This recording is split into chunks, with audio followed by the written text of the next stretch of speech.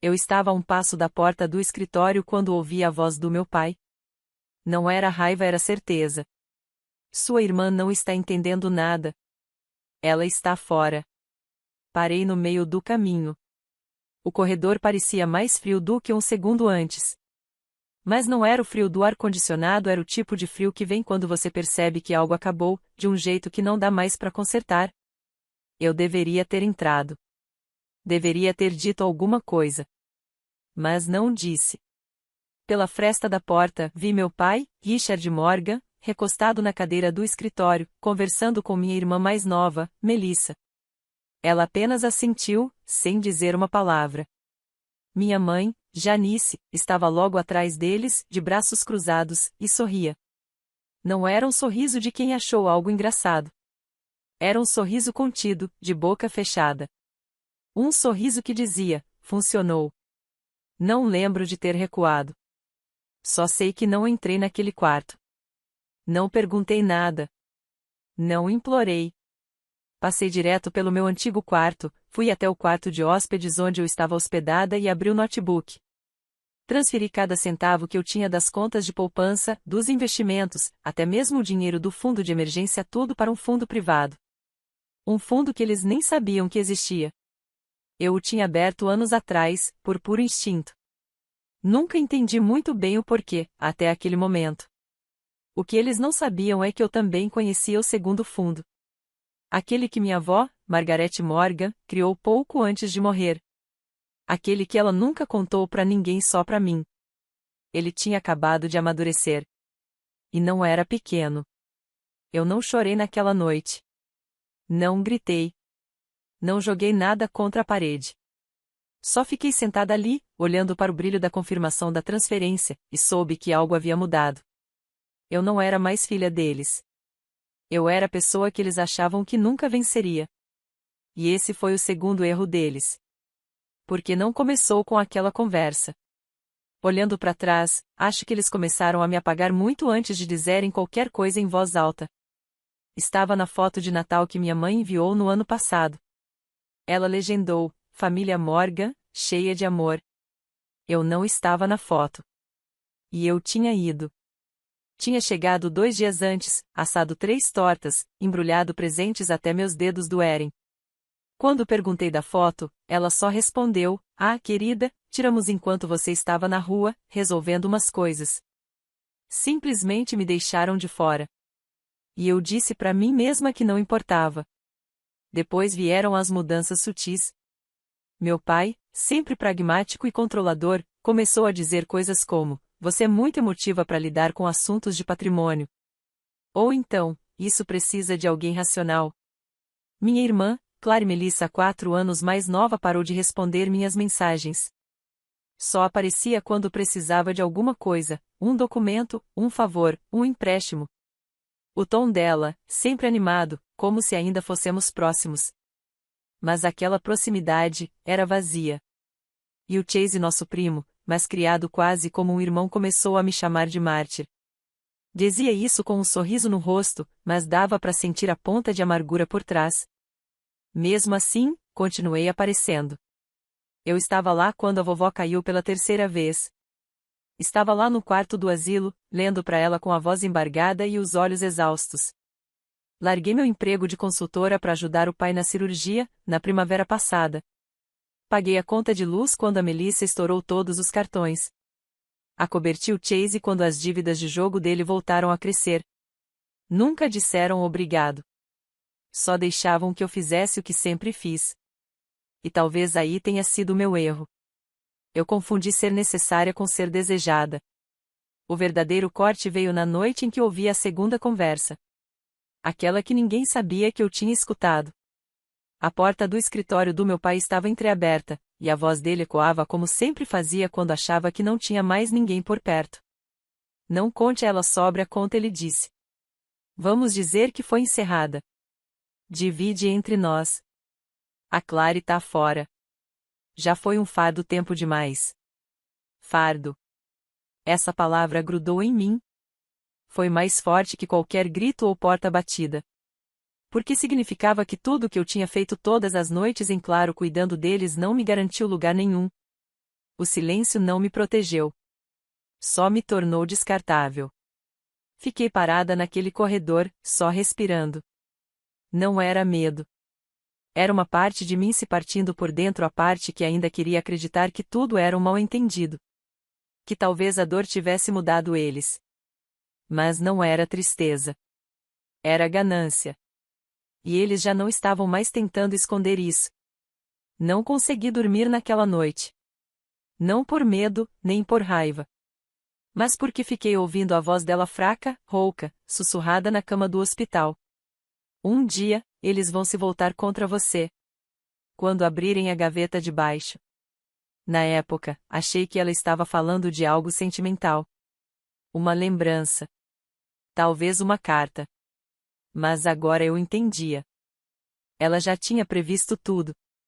Já tinha enxergado quem eles eram mesmo quando eu ainda tentava dar o benefício da dúvida.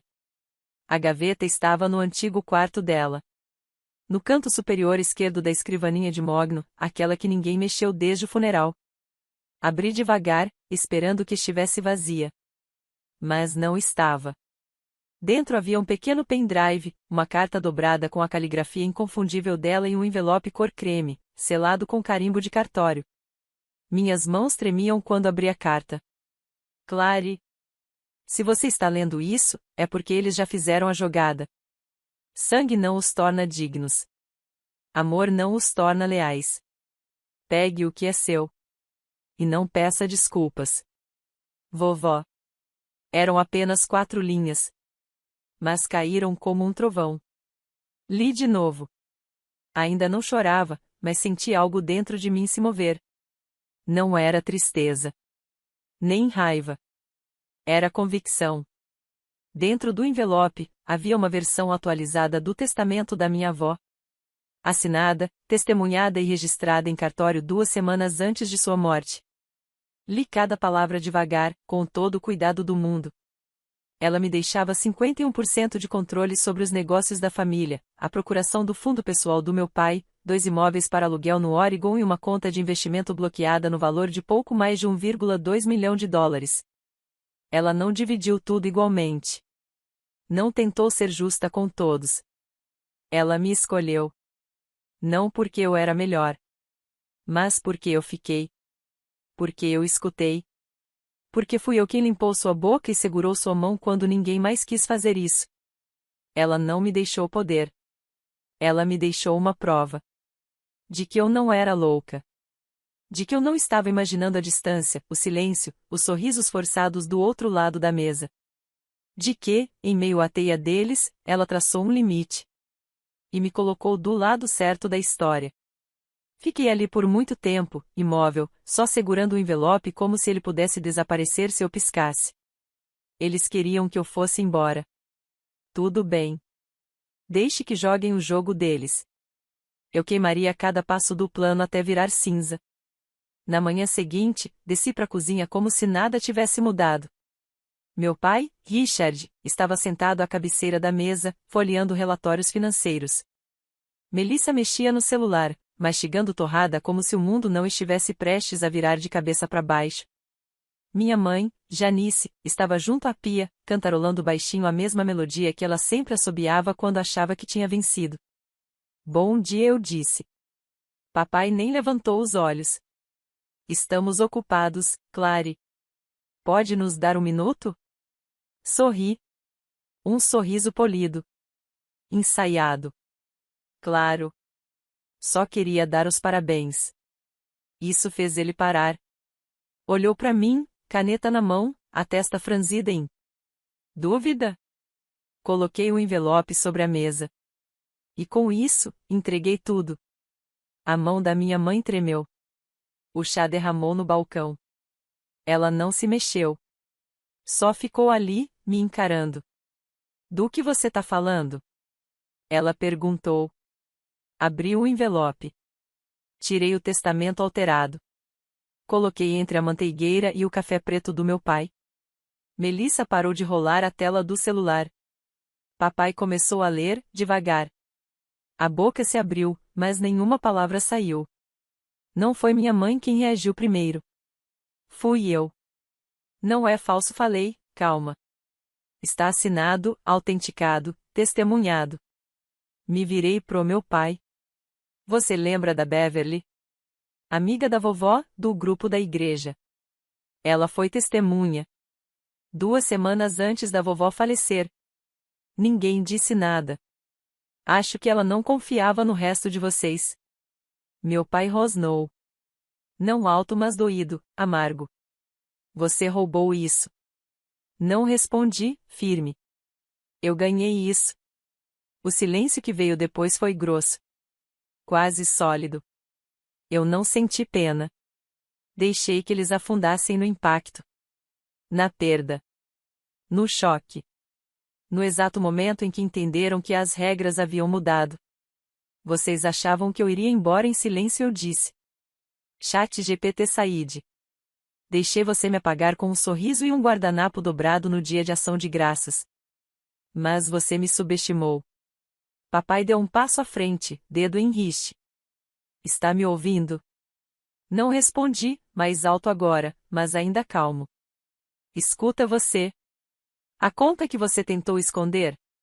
Foi congelada. Mandei o banco abrir uma investigação assim que ouvi seu teatrinho ontem à noite. O rosto da Melissa perdeu toda a cor. Que diabos está acontecendo? Ela perguntou. Olhei diretamente para ela. Sua herança, eu disse, acabou de escorrer pelos seus dedos. O lábio da mamãe tremeu. Nós somos sua família.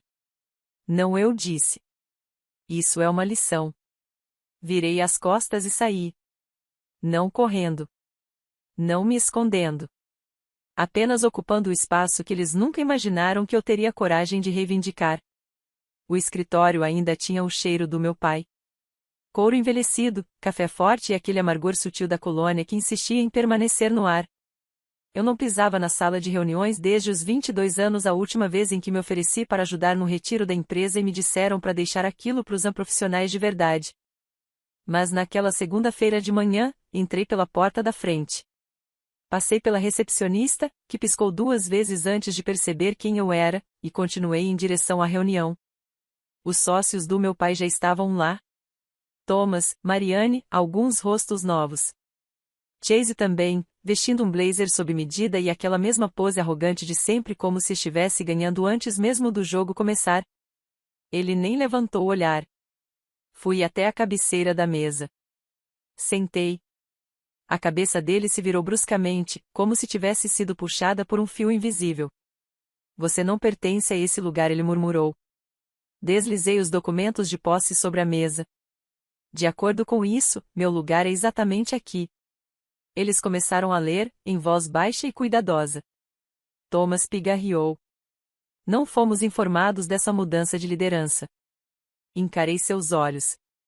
Agora estão. A sala ainda digeria a informação quando a porta se escancarou. Meu pai entrou furioso, 10 minutos atrasado, ofegante. Seus olhos percorreram a mesa até me encontrar. Ele parou no meio da sala. Isso é uma aquisição hostil? Vociferou.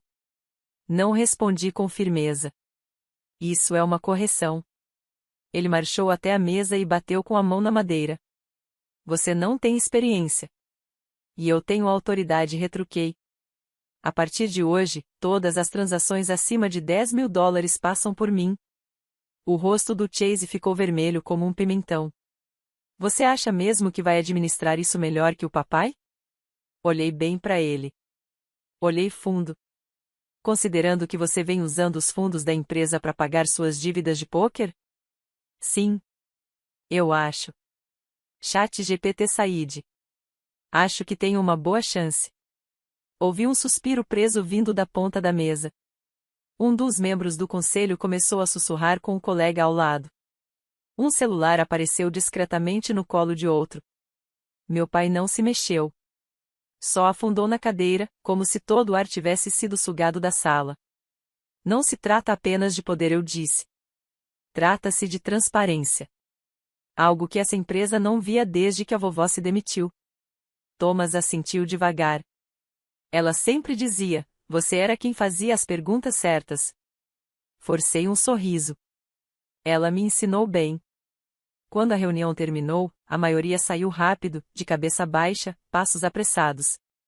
Mas meu pai ficou. E me seguiu pelo corredor. Você vai mesmo fazer isso? Ele perguntou. Já fiz, respondi. Quando você decidiu que eu era descartável. Ele parecia cansado de um jeito que eu nunca tinha visto. Não bravo, nem ameaçador. Só vazio. Você vai se arrepender disso. Parei, com a mão já na maçaneta do meu novo escritório. Não, pai. Me arrependi foi de ter confiado em você. Isso aqui é a cura. Naquela tarde, liguei para a equipe de auditoria. Começamos pelas contas vinculadas ao Chase, depois seguimos para as empresas de fachada do meu pai, e por fim os contratos de consultoria da minha mãe. Os arquivos começaram a se acumular. Nomes limpos. Dinheiro sujo. E pela primeira vez em muitos anos, senti algo se ajeitar dentro de mim. Não era satisfação. Nem vingança. Era clareza. Os relatórios chegaram mais rápido e mais feios do que eu esperava.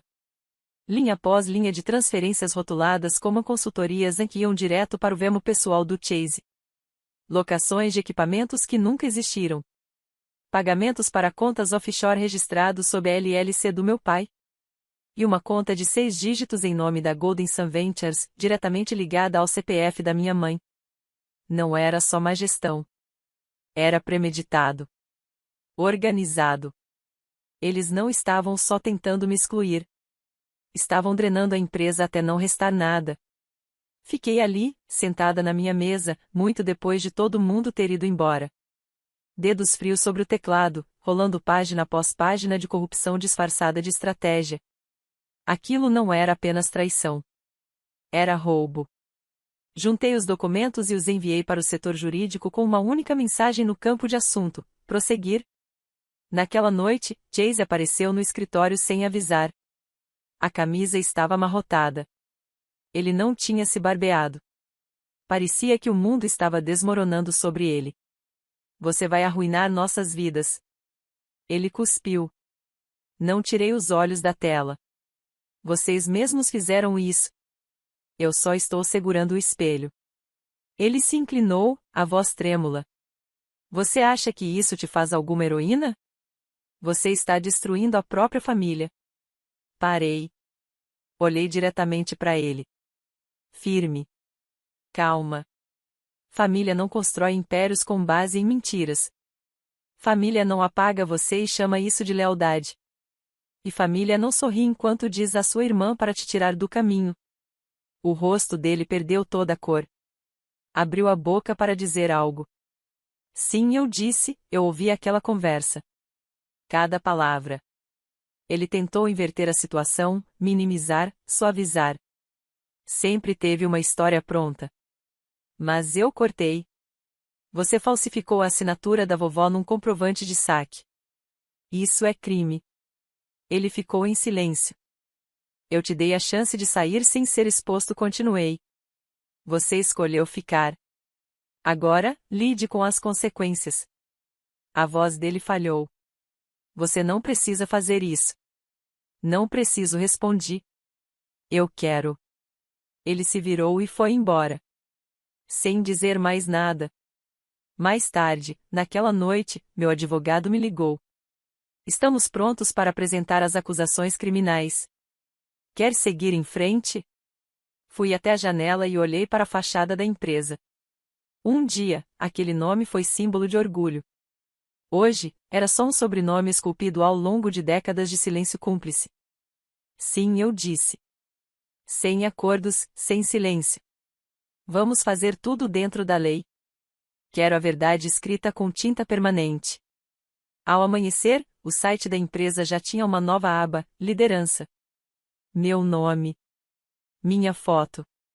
Minha missão. Abaixo, uma citação da minha avó. Se você não pode confiar na fundação, arranque tudo e comece de novo. E era isso que eu estava fazendo. Arrancando a podridão. Tijolo por tijolo. Nome por nome. A mensagem chegou à tarde. 1 hora, sem advogados. Você me deve isso. Eu não devia nada. Mas respondi, sim. Nos encontramos no jardim antigo da igreja atrás da paróquia de Santa Maria. O mesmo onde minha avó costumava se sentar quando ainda conseguia andar. O mesmo lugar onde minha mãe fingia cuidar das roseiras enquanto atendia ligações do advogado imobiliário que dizia mal conhecer. Ela já estava lá quando cheguei. Blusa branca, linhas impecáveis, expressão contida. Parecia prestes a dar uma coletiva de imprensa, não a ter uma conversa com a própria filha. Eu não me sentei. Tenho que admitir, ela disse. Te subestimei. Você sempre fez isso, respondi. Ela esboçou um sorriso fraco, os olhos ainda fixos na capela. Você não estava tentando proteger sua avó, disse, com um tom mais frio. Você queria me destruir. Não falei. Você se destruiu sozinha. Ela então virou-se totalmente para mim. O rosto ainda firme. Inabalado. Ainda. Eu mantive essa família unida, disse ela, agora com a voz mais dura. Eu garanti que seu pai não perdesse tudo depois do terceiro investimento fracassado. Eu tampei buracos. Eu cuidei de Chase. De você. Eu não vacilei. E eu fui a única que não mentiu, retruquei. Ela se levantou devagar, sacudindo a saia como quem termina uma tarefa de jardinagem. Você vai vencer, disse. Nós duas sabemos disso. Deu alguns passos na minha direção. Mas o que vem depois? Você acha que vai encontrar paz? Você acha que era isso que a sua avó queria? Esse circo? Olhei para ela. Olhei de verdade. Vi a mulher que um dia eu amei tentando dar um jeito no próprio rosto, tentando suavizar uma expressão que não era mais dela. Não, eu disse. Mas ela queria a verdade. E ficaria orgulhosa por saber que eu finalmente parei de pedir desculpas por existir. Por um instante, um piscar de olhos, sua boca se contraiu. Não de raiva, de algo mais próximo da tristeza. Mas passou. Ela se inclinou levemente. Sua voz quase sussurrou. Tudo desmorona, Clary. Até a verdade. Apenas espere. Eu não respondi. Não fiquei para descobrir o que ela queria dizer com aquilo. Virei as costas e fui embora antes que ela pudesse transformar aquilo em um aviso, uma ameaça ou um apelo. Eu não precisava de mais nenhum final vindo dela. O tribunal estava mais frio do que eu esperava, não de temperatura, mas de sensação. O ar parecia diferente. Pesado. Tenso. Parado. Como se até as paredes estivessem esperando para ouvir o que ninguém teve coragem de dizer. Mamãe, papai e Melissa estavam sentados lado a lado. 3 rostos. 3 máscaras. 3 fantasmas da família em que eu um dia acreditei. Quando chamaram meu nome, levantei. Caminhei até a frente. Levantei a mão e jurei dizer a verdade. Falei sem hesitar. Não porque não estivesse com medo, mas porque o medo já não me controlava. Eu vivi no silêncio que eles construíram. Agora, falaria numa sala que eles não podiam mais trancar. Revelei o cronograma. As transferências de contas. Os saques falsificados. A LLC criada pelo meu pai com nomes falsos. Os contratos de consultoria pagos à empresa de fachada da minha mãe. Os alertas bancários que ativei no instante em que ouvi eles dizendo que eu estava fora. Então, fiz uma pausa. Antes de morrer eu disse, minha avó me deixou outra coisa. Peguei o pendrive do bolso e entreguei ao intendente do tribunal. O sistema de som funcionou. Todos esperaram. Então veio a voz fraca, mas firme. Desgastada pelo tempo, mas impossível de confundir. Clary, se tentarem te excluir, não permita. Você é o futuro desta família. Não a versão deles. A sua. Ninguém se moveu. Ninguém disse nada. Nem mesmo papai. Quando chegou a vez da mamãe, ela se levantou com a mesma calma com que se levantava na igreja. Lenta. Graciosa. Calculada. Nós não estávamos tentando machucá-la, disse ela. Estávamos tentando protegê-la. Ela sempre foi sensível. Eu ri alto, na frente do juiz. Não por desrespeito, por lucidez. É assim que vocês chamam apagar alguém agora? Sensibilidade? O juiz não hesitou. Melissa baixou a cabeça. Papai manteve os olhos no chão. Quando o julgamento terminou, o dinheiro já nem importava tanto. Não se tratava mais de herança. Tratava-se de dignidade. De memória. De ser vista. O martelo caiu. O controle final e absoluto dos bens permaneceu comigo. Melissa foi condenada a restituir o uso indevido dos fundos da empresa. Meus pais foram afastados permanentemente de todas as funções fiduciárias ligadas ao fundo empresarial e aos bens familiares. Era oficial. Público. Irreversível. Lá fora, repórteres aguardavam como pássaros atraídos pelo cheiro de sangue. Microfones. Câmeras. Perguntas que eu não responderia. Passei por eles em linha reta. Em silêncio. Eu não lhes devia minha indignação. De volta à casa do lago, abri o diário da vovó na página que marquei meses antes. Ela havia escrito: às vezes, o sangue precisa ser drenado para que o corpo se cure. Famílias não são diferentes. ChatGPT Said. Sentei-me na varanda até o sol se esconder atrás das árvores. O ar cheirava a pinho, e lembrança. Eles tentaram me enterrar e, ao fazer isso, colocaram a pá nas minhas mãos. Mas eu não cavei uma cova. Eu construí uma fundação. Na manhã de segunda-feira, tudo já estava concluído. As escrituras, os títulos, os nomes nos documentos todos agora eram meus. A casa do lago permanecia silenciosa, envolta pela névoa suave do começo do outono. Folhas amarelas deslizavam pela escada da frente, como se alguém tivesse deixado tudo ir embora com delicadeza. Lá dentro, o ar parecia diferente. Não vazio, mas desocupado, como se estivesse esperando algo novo. A empresa agora tinha minha assinatura. As contas estavam no meu nome. O legado que tentaram apagar foi, ironicamente, preservado por quem eles mais quiseram apagar. Não fiz festa. Não liguei para ninguém. Abri o velho baú de cedro da vovó, coloquei o testamento retificado ao lado do diário dela e fechei a tampa. Sem discursos. Sem palavras finais. Apenas o gesto silencioso de devolver algo ao seu lugar de origem. Naquela noite, deixei as janelas abertas. Não havia mais medo. Nenhuma voz atrás das paredes. Nenhum passo no corredor. Apenas a brisa leve vinda do lago e a lembrança de alguém que acreditou em mim antes mesmo de eu acreditar. Tentaram me enterrar. Me chamaram de fraca, emocional, um peso morto. Mas o que eles não sabiam é que cada tentativa de me apagar só me tornava mais nítida. Cada silêncio forçado virava uma frase que, um dia, eu falaria em voz alta. E quando finalmente colocaram a pá nas minhas mãos, aquela com a qual achavam que eu sumiria quieta, eu não cavei uma cova. Eu construí algo inabalável. Agora, a casa leva o meu nome. A empresa carrega os meus valores. E eu durmo com as janelas abertas. Não porque os perdoei. Não porque esqueci.